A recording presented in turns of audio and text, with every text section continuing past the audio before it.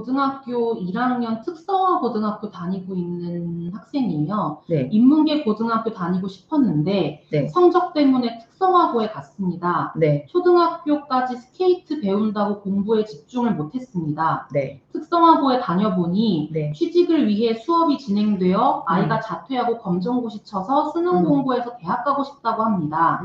지금은 학교에 가면 가슴 통증이 있고 숨 쉬는 게 곤란한 증상이 낮아진다고 하네요. 친구도 못 사귀고 있습니다. 자퇴를 해야 하는지 걱정이 큽니다. 아이가 가슴 통증까지 느끼고 있다라는 거죠? 네. 네. 자, 두 가지를 고려하십시오.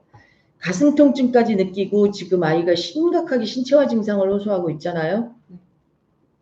근데 만약에 학교만 보내는 것이 목적이라 그러면 방법을 가르쳐 드리겠습니다. 이 아이를 학교만 보내면 돼. 나는 이 학교만 보내면 돼. 이러면 이 아이를 인지행동 치료를 하는 심리상담소를 찾으시고 정신과 약물 먹이시면서 이 아이 학교 보내는 거 어렵지 않습니다. 한 6개월 정도 상담 받으시면 이 아이 학교 갈 수 있습니다. 그리고 신체화 증상 정신과 약물 먹으면서 해결할 수 있습니다. 근데 문제는 뭐가 문제가 되냐면 제가 걱정스러운 건 이거예요. 제가 오늘 이 말씀을 꼭 전해드리고 싶은데 부모님들이 학교만 가는 게 목표라면 이 학교가 일종의 신앙처럼 이게 왜 교회 다니고 절에 다니는 것처럼 학교가 신앙이 돼버리고 나면 학교만 가면 돼. 이렇게 되면 어떤 일이 벌어지냐면 인지행동 치료하면서 막 상담 치료하면서 우리 학교 보내주세요 이러고 오십니다. 근데 전 이런 상담 안 받습니다. 왜냐하면 학교만 어떻게 보냅니까? 애를 어떻게 바뀌어요? 어떻게 바꿔주죠? 그래서 저는 이 케이스는 이렇게 봤습니다. 어머님 12회기 상담 진행하겠습니다. 그런데 12회기 상담 끝에 이 아이가 학교를 그만두는 것만이 답이다라는 결정이 나면 어머님 이걸 수용하셔야 됩니다. 이걸 수용하지 않으시겠다면 전 이 상담 안 받습니다. 이러고 시작하죠. 근데 3회기 만에 학교를 자퇴한 케이스도 있어요.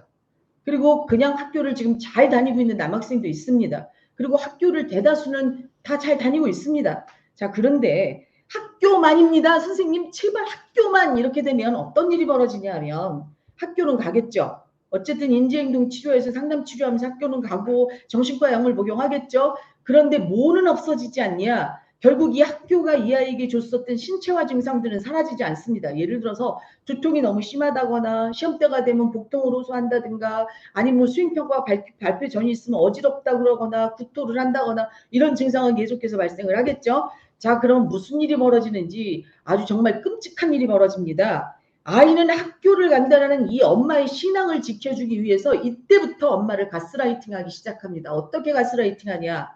온갖 혜택을 다 누리죠. 난 아프거든. 아픈데 학교 가주잖아. 난 널 위해 학교를 가주는 거야. 의식적으로 그런다는 게 아니에요. 의식이 아닙니다. 애들이 이렇게 못돼서 의식적으로 그러는 게 아니라 이 깊은 무의식에 엄마 네가 학교만 가면 된다고 해서 나 학교 가지. 상담도 받지. 정신과 약물도 먹잖아. 근데 계속 아프잖아. 어떻게 하죠? 아픈 날은 학교 안 가죠. 이때 엄마는 방법이 없어요. 아프니까 그래. 그것뿐입니까? 온 집안 식구들이 이 아이를 중심으로 우주가 돌기 시작합니다. 이때부터 부모는 아이에게 어떤 캐릭터로 가냐? 쩔쩔쩔쩔쩔쩔쩔쩔쩔 캐릭터로 가죠. 이래도 쩔쩔 저래도 쩔쩔 아이고 쩔쩔 이렇게 되죠. 그래서 엄마의 인생이 피폐해지기 시작하죠. 그리고 어느 날 깨닫게 됩니다. 아, 내가 내 아이로부터 가스라이팅 당하고 있구나. 내 삶은 없구나. 그리고 엄마의 삶이 피폐해지면서 중증 우울로 갑니다. 나는 뭐지? 나 언제까지 쟤한테 이렇게 끄달려 다니고 시달려야 되지? 이거 너무 불행한 거 아닙니까? 학교라는 신앙을 버리시고 나서 아이를 보십시오. 학교를 보내는 게 목적이 아니라 이제 아이가 이 신체화 증상 이 모든 거를 호소하고 있다라고 그러면 아까 말씀드렸어요. 초반에 옆집 아이는 이라고 생각하고 쭉 적어 보십시오. 내 옆집 아이, 내 친구 딸이 지금 이런 입장이야. 그럼 난 내 친구한테 무슨 조언을 해줄까? 이런 답이 분명하게 보이십니다. 저는 감히 남의 자식 인생을 놓고 자퇴하십시오. 어머님 자퇴는 절대 안 됩니다. 이 말씀은 드릴 수 없어요. 그러나 최소한 저희들은 그 육감이라는 것도 가지고 있고 오감을 넘어서는 이 느낌이라는 걸 가지고 있죠. 그래서 부모님들이 항상 이런 얘기를 하세요. 왠지 그날 예감이 안 좋았거든요.